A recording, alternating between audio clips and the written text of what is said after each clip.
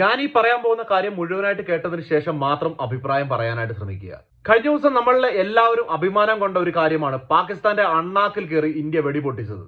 നമ്മുടെ സഹോദരിമാരുടെ നെറ്റിയിലെ സിന്ദൂരം മായ്ച്ച ആ ഒരു ആക്രമണത്തിന് അതേ നാണയത്തിൽ മറുപടി കൊടുത്ത ഇന്ത്യൻ ആർമിക്ക് വേണ്ടി നമ്മൾ നൽകിയ തിരിച്ചടി മറ്റുള്ളവരിലേക്ക് എത്തിക്കാനായി നമ്മുടെ മുന്നിലേക്ക് എത്തിയ രണ്ടാളുകളാണ് കേണൽ സോഫിയ ഖുറേഷിയും വിംഗ് കമാൻഡറായിട്ടുള്ള വ്യോമിക സിംഗും.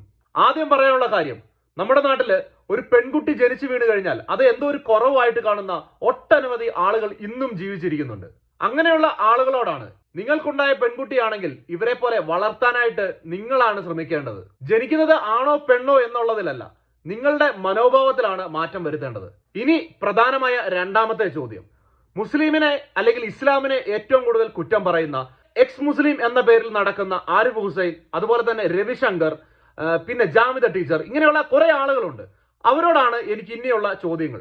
ഒന്ന്, ഇസ്ലാമിൽ സ്ത്രീകളെ അടച്ചുപൂട്ടി വെക്കുകയാണ് എന്ന് പറയുന്നവരുടെ മുന്നിലേക്ക് ഏറ്റവും ആദ്യം ഇപ്പോൾ കാണിക്കാൻ പറ്റിയ ഒരു പേരാണ് സോഫിയ ഖുറേഷി എന്ന് പറയുന്ന ഈ ഒരു ഉദ്യോഗസ്ഥ. നിങ്ങളെ പോലുള്ള ആളുകൾ പലയിടത്തും പറഞ്ഞു കേട്ടിട്ടുള്ള ഒരു കാര്യമാണ് ഇന്ത്യൻ പട്ടാളത്തിൽ ചേരാൻ പോലും ഇസ്ലാമിൽ അനുവദിക്കുന്നില്ല എന്ന് പറയുന്നത്. പെഹൽഗാമിലുണ്ടായ ആക്രമണത്തിൽ തിരിച്ചടി കൊടുക്കുമ്പോൾ ഏറ്റവും ആദ്യം മരണപ്പെട്ടു വീണത് ഒരു ഇസ്ലാമാണ്. ഞാൻ ഇതിലേക്ക് ഇസ്ലാമിനെയോ ഹിന്ദുവിനെയോ ക്രിസ്ത്യാനിറ്റിനെയോ ഇതിലേക്ക് കൂട്ടിക്കെട്ടാൻ ആഗ്രഹിക്കുന്നില്ല. പക്ഷേ ഈ ഒരു സമയത്ത് നിങ്ങളോട് ഇത് ചോദിക്കണമെന്ന് ഉള്ളത് കൊണ്ടാണ് ഞാൻ ഇതിലേക്ക് മതം ചേർക്കുന്നത്.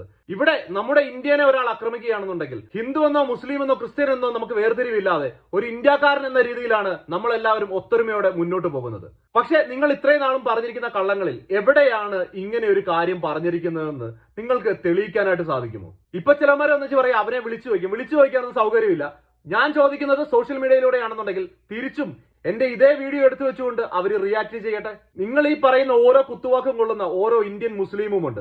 ഇന്ത്യൻ ആർമിയിൽ ഇന്ത്യക്ക് വേണ്ടി പ്രയത്നിക്കുന്ന ഒരുപാട് മുസ്ലിങ്ങളായിട്ടുള്ള ആളുകളുണ്ട്. ഇവരെ ആരെയും നിങ്ങളുടെ ആരുടെയും കണ്ണിൽ പിടിക്കാതെയാണ് നിങ്ങൾ ഇന്നും ഇസ്ലാം എന്ന പേര് കണ്ടു കഴിഞ്ഞാൽ, അല്ലെങ്കിൽ ഒരു മുസ്ലിം പേര് കണ്ടു കഴിഞ്ഞാൽ ഉടനെ അവനെ തീവ്രവാദിയാക്കി മുദ്രകുത്തുന്നത്. അവസാനമായിട്ട് വീണ്ടും ഒരു ബിഗ് സല്യൂട്ട് കൊടുക്കുകയാണ് നമ്മുടെ ഇന്ത്യൻ ആർമിക്കും അതുപോലെ തന്നെ ഇതിന് നേതൃത്വം കൊടുത്തിരിക്കുന്ന എല്ലാ ഉദ്യോഗസ്ഥർക്കും.